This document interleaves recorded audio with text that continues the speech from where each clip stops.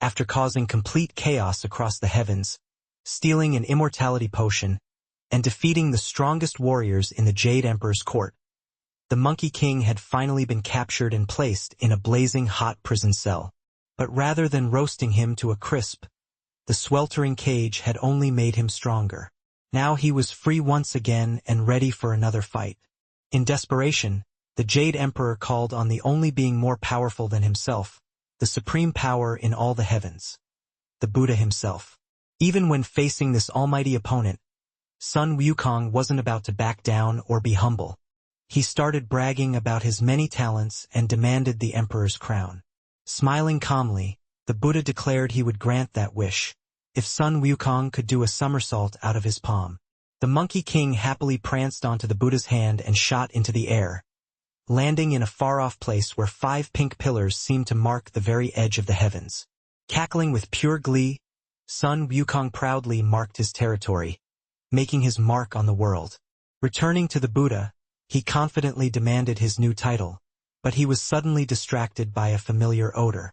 Looking back over his shoulder, he was shocked to find he'd never actually left the Buddha's hand in the first place. Suddenly, those 5 fingers transformed into a huge mountain range, which flipped and pinned Sun Wukong to the ground with incredible force. Using a sacred seal, the Buddha secured the prison, trapping the Monkey King for good, unless he could learn to change his ways. Seeing the mystical tag, Sun Wukong knew right away that he couldn't escape without some kind of help. But it took centuries before he truly admitted defeat and accepted his situation.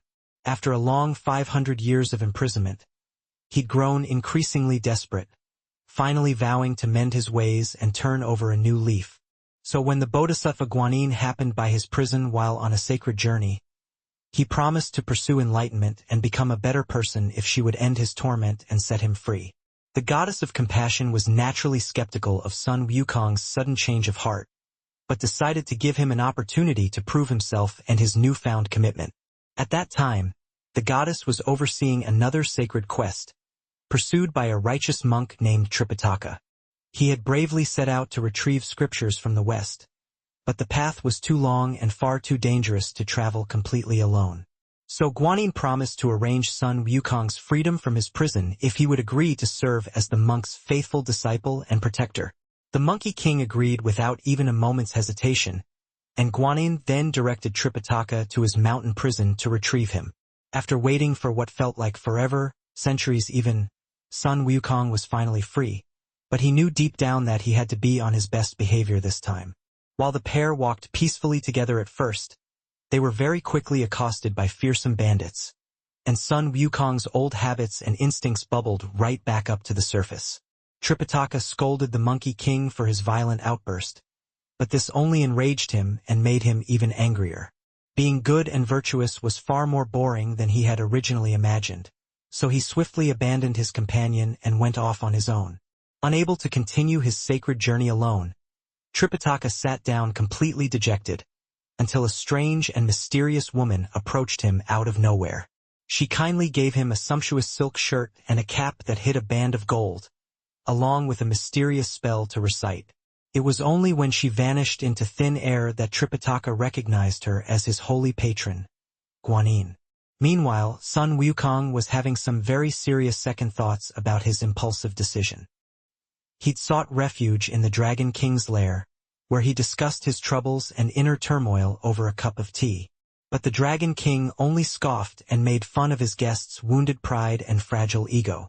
He sternly told Sun Wukong that if he truly wanted to attain enlightenment and become a better version of himself, he would have to completely abandon his ego, however painful and difficult that might be. His determination suddenly renewed. Sun Wukong immediately returned to Tripitaka to sincerely apologize for his actions. But he quickly spotted the luxurious shirt and cap. They fit the Monkey King perfectly, prompting Tripitaka to recite the spell out of simple curiosity. Suddenly, the golden band tightened painfully around Sun Wukong's head, causing explosive pain and suffering. He instantly became far too weak to use his cudgel or even somersault away to escape. Only now did Tripitaka fully recognize the incredible power of the spell.